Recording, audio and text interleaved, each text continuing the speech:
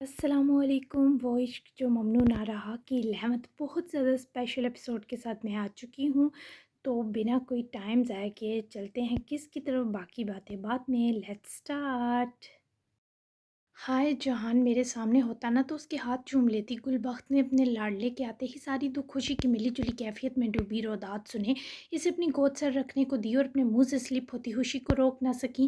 مجھے لگا تھا آپ میری طرف ہیں، کون سا کام کیا ہے انہوں نے ہاتھ چومنے والا؟ میں بتا رہا ہوں بہت غصہ ہوں اور آپ ہنس رہی ہیں ددیا، ساحر نے لیٹے لیٹے نروٹھے پن سے شکوا کیا، جس پر گل بخت بھی کیا کرتی، دل میں جو ساحر کے نکاح کی خوشی تھی وہ چھپائے نہ چھپ رہی تھی۔ اوے کھوتے، اس کھوچل نے وہ کیا ہے جو تجھ سے 4 سال تک نہ ہو سکا؟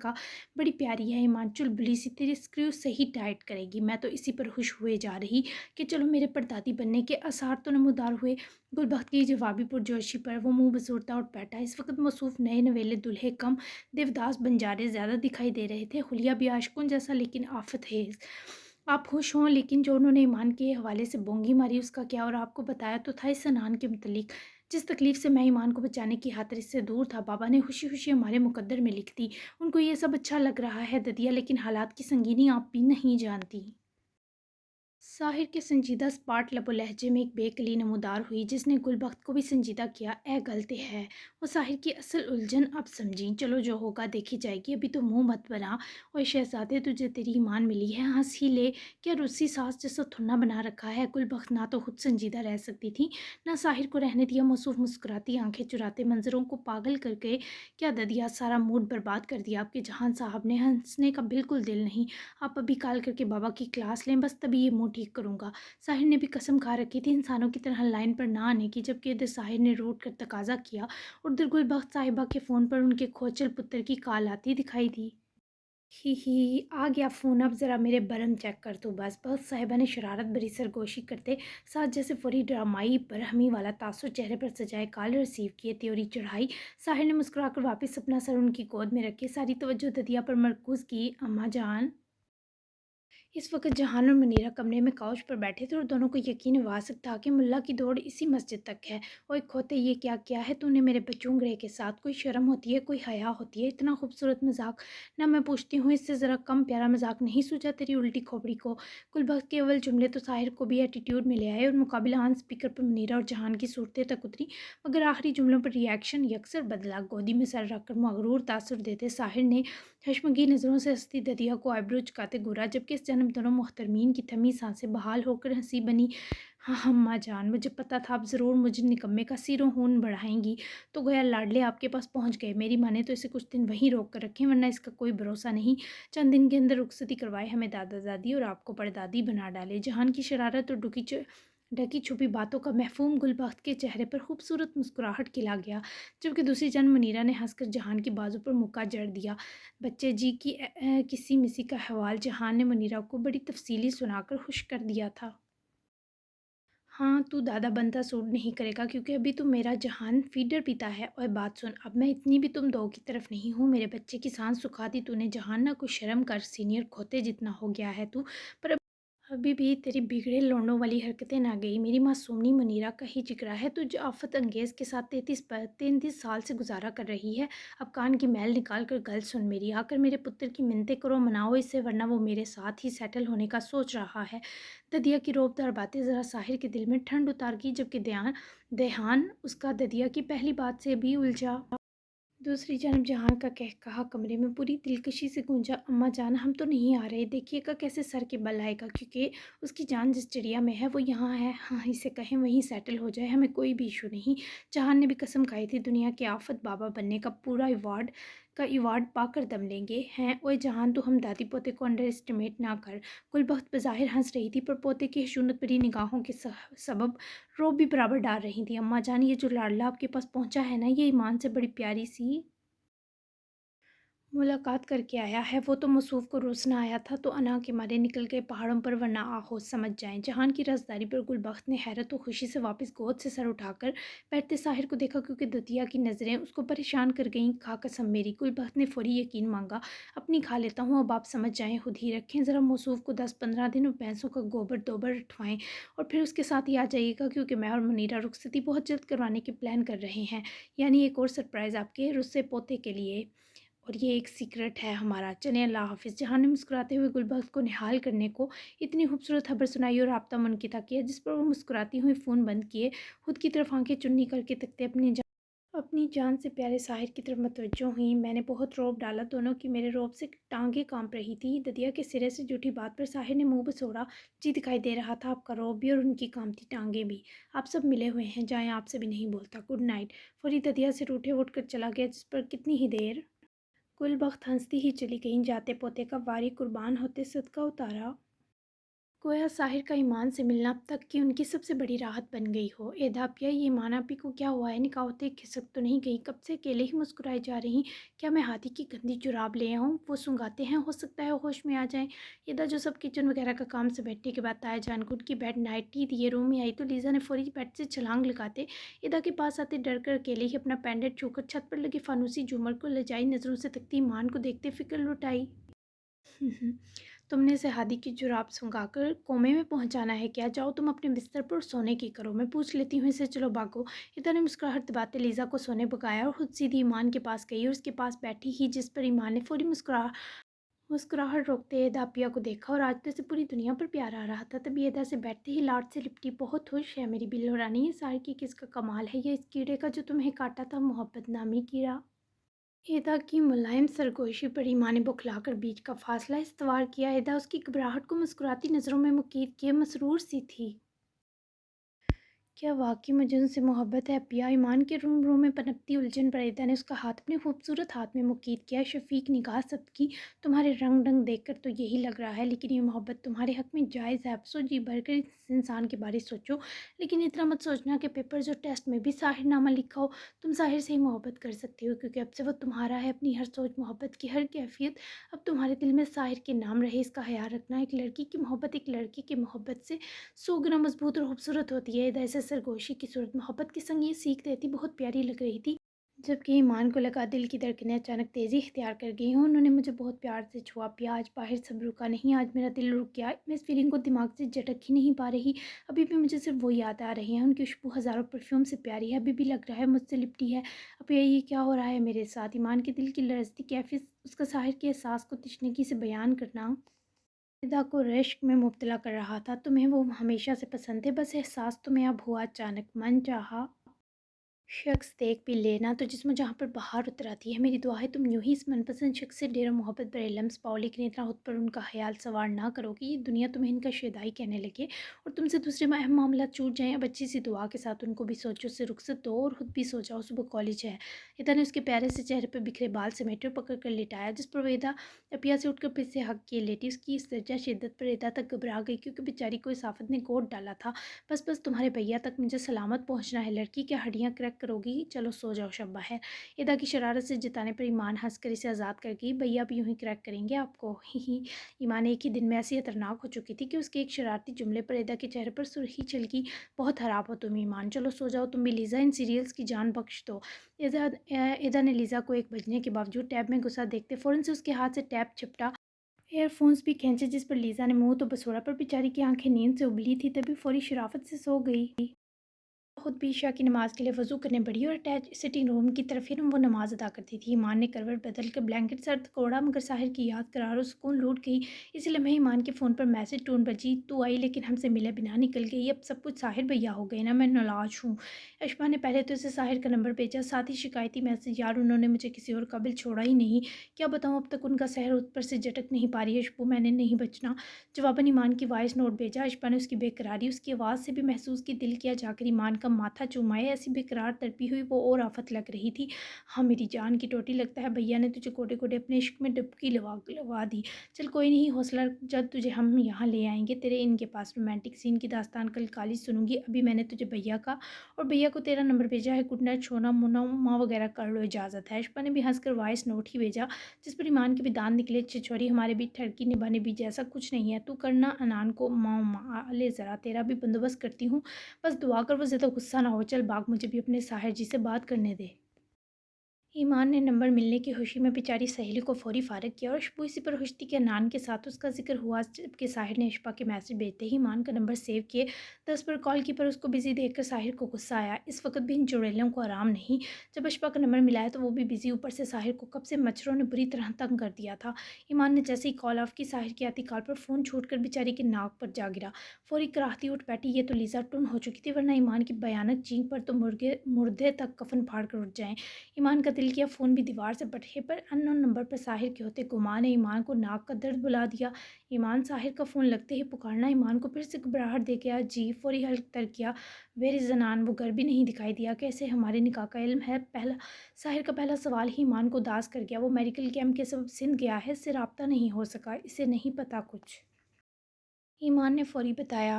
اوکے، میری بات غور سے سنا۔ ساحر کی تمہید پر ایمان کو پھر سے ناک میں درد اٹھتا محسوس ہوا۔ ابھی نہیں پلیز، ابھی میری غور والی بتی گل ہو گئی۔ فون اتنی زور سے میری ناک پر گرا ہے کہ مت پوچھیں۔ آپ نے صرف عدنان کو پوچھنے کو کال کی؟ ایمان کے روحانسے لہجے پر ساحر میٹرس پر آ کر بیٹھا۔ کمرہ بہت خوبصورت تھا، پر جب تک کوئل کے اثر سے مچھر سارے مر نہ جاتے، سکون جیسی کوئی چیز موجود نہ تھی۔ مجھے اتنے سکون سے نکاح ہونے پر حیرت تھی، تبھی کنفرمیشن لے رہا تھا۔ اور اتنی رات فون تمہارے ہاتھ میں کیا کر رہا تھا؟ تم اور اشبا الو کی طرح اس وقت جاگ کیوں رہی تھی؟ کہیں ہمارے ملنے کی داستان تو گوش گزار نہیں ہو رہی تھی؟ خبردار، اگر تم نے ایسا کیا جان لے لوں گا تمہاری۔ ساحر کی اس کے لیے اٹیچمنٹ اور یوں سختی دکھانا ایمان کو اور اداس کر گیا۔ دل چاہا سچ میں رو دے۔ آپ چاہتے ہیں کہ ہماری بات کسی سے نہ کروں؟ ایسے تو میرے پیٹ میں درد ہو جائے گا۔ ایمان کے بعد صدمے کے سنگ رن کا سرگوشی بنی مدم مسرور مسکراہٹ نے ساحر کے ہونٹوں کا احاطہ کیا۔ برداشت کرو یہ درد، اب سو جاؤ۔ ساحر نے آواز میں نرمی لائی، مگر فون بند کرنے کے احساس پر ایمان کا دل رکا۔ آپ واپس کب آئیں گے؟ ایمان نے ہمت کرتے پوچھا۔ جلد، ایک لفظی جواب۔ Okay bye. ایمان کا گلاب چہرہ مرجھا گیا۔ یہ ساحر تو بہت اسمارٹ تھا۔ سنو، سمٹ کر سینے میں پھڑپڑاتا دل اس پکار پر پھیلا۔ جی جی، جان سے حاضر ہونے جیسا اپنا پن تھا ایمان کی جی میں۔ کیا میرا ہونے کی قیمت چکا لو گی ایمان؟ ساحر کا اشارہ اس تکلیف کی جانب تھا جو عدنان اسے ذہنی طور پر دینے والا تھا۔ کیسی قیمت؟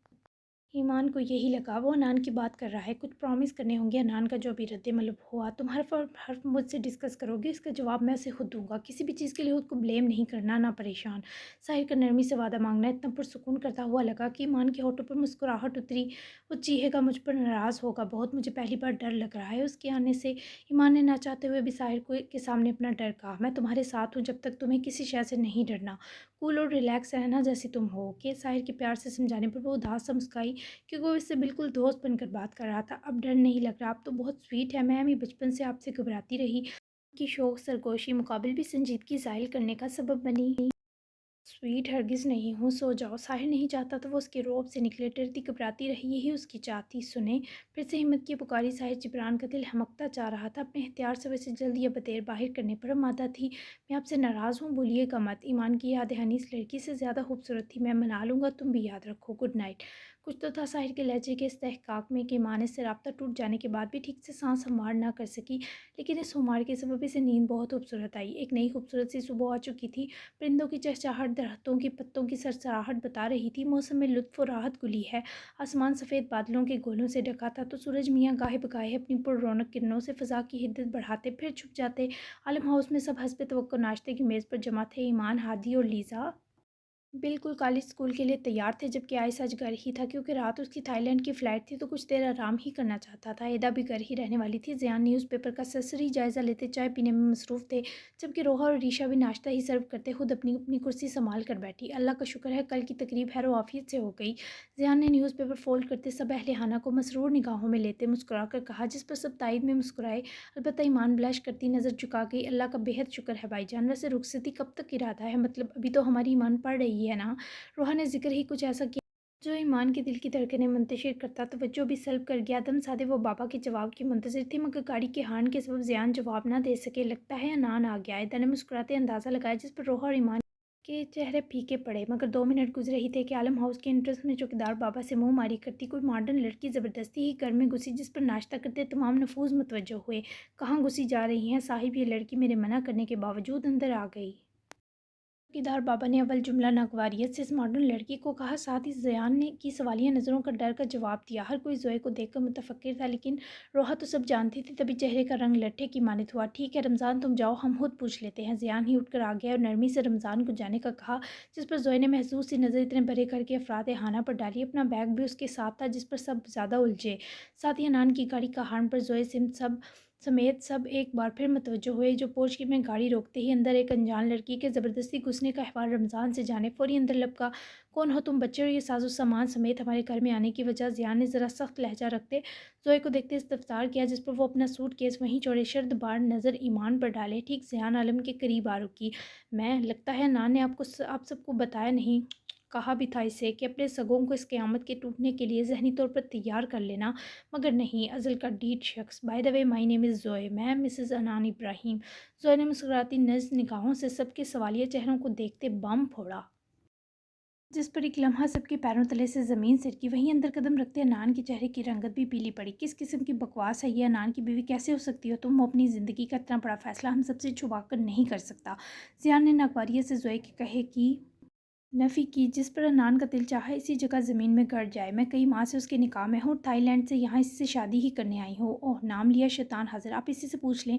ज़ोए मस्त व बहकी टोन में अपने ही नशे में धुत थी, जबकि लीज़ा इदा हादी शिद्दत थे और आइस और ईमान की तकलीफ बिल्कुल एक जैसी थी। ईमान तो जिन नम नज़रों से अनान को देख रही थी, वो इसे नोच कर खा रही थी। सब ने बैक वक्त करीब आ रुकते हकारत से ज़ोए की कीना तो उस मुस्कुराहट को तकते अनान को देखा, जैसे वो सब इससे फौरी तरदीद तलब कर रहे हों। कह दो अनान, ये झूठ बोल रही है। इस बार अरीशा दिल पर हाथ रखे बोली, झूठ होगा तो बोलेगा ना, हिज माइन। ज़ोए ने उसके चेहरे की अज़ियत तकते चहकर बताया, और इससे पहले ज़ोए मज़ीद सबके दिल में जहर घोलती अनान ने उसकी बाजू दबोचते पहले तो उसका फ़ोन खींचा और घसीटता हुआ अपने कमरे की तरफ लेकर बढ़ा। ज़ियान पीछे जाना चाहते थे, पर आइस ने रोका। मैं आप सबको बताता हूँ, वेट। अनान ने ज़ोए के चीखने चिल्लाने का लिहाज किए बिना इसे कमरे में ले जाते बुरी तरह बेड पर धक्का दिया और इस पर हावी होता है कि झटके से ज़ोए की गर्दन दबोची। ये मत समझना कि अब मैं तुम्हारा ग़ुलाम हूँ ज़ोए, ये तुम्हारा थाईलैंड नहीं है, तुम्हारी जहन्नम है। जब तक मैं तुम्हारा फैलाया जहर साफ़ ना कर लूँ, यही मरो घटिया औरत। अनान का ऐसा भयानक रूप देखकर ज़ोए की रीढ़ की हड्डी तक सनसनाहट बेदार हुई।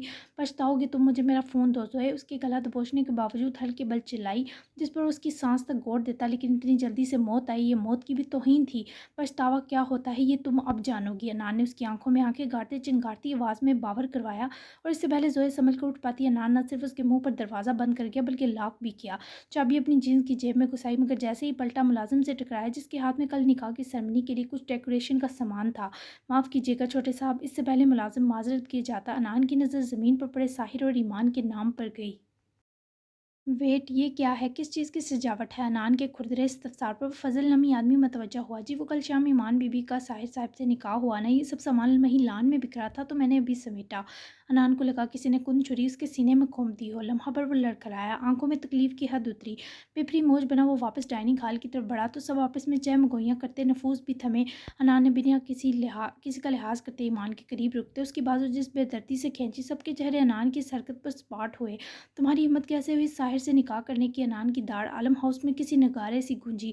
ज़ियान ने लपक कर फौरी ईमान की अनान की वहशी गिरफ्त से आज़ाद किए, उसे अपने सीने से लगाया, जो अनान की चीखने पर सहम गई। लीज़ा और हादी को रोहा ने स्कूल रवाना कर दिया था, सो बाकियों को इस वक्त साम सूंघ चुका था। मैंने करवाया है निकाह। खबरदार जो दोबारा तुमने ईमान को इस तरह छूने की कोशिश की, पहले तुम अपनी सफाई दो, फिर ये पूछने की हिम्मत करना कौन है ये लड़की जो दंदनाती हुई आलम हाउस पहुँच आई।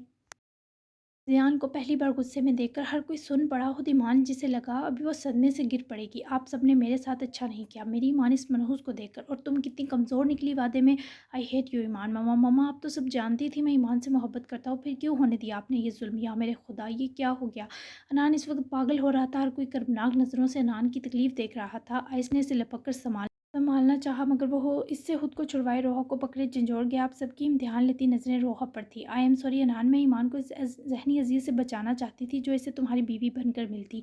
तुम भी कभी खुश ना रह पाते क्योंकि वो तुमसे प्यार नहीं करती। भाई साहब, सोहे ने मेरे अनान को ट्रैप किया, प्लीज़ आप इस पर गुस्सा मत हों। रोहा ने भी अपनी खामोशी तोड़ने का फैसला किया, जबकि ईमान ने बाबा से खुद को छुड़वाते नाम होती आंखों से अनान और फिर रोहा को देखा। अनान अपना सर जकड़े वहीं कुर्सी पर टह गया, इससे सांस नहीं लिया जा रहा था और उसकी ये हालत ईमान को जहनी अजियत से दो चार कर गई। रोहा ने हर बात पूरी तफसील से सबको बताई, जबकि ईमान वहीं अनान के कदमों पर बैठी, जिसे वो बुरी तरह झटक कर उठता वहाँ से चला गया। ईमान को रोता देखे आयस उसकी तरफ बढ़ा और बाजुओं से पकड़े ईमान को ज़मीन से उठाए अपने साथ लगाए उसके कमरे की तरफ लेकर चला गया। जबकि रोहा को एदा ने संभाला और रीशा ज़ियान अपना अपना सर थामे सोफ़ों पर लड़क चुके थे।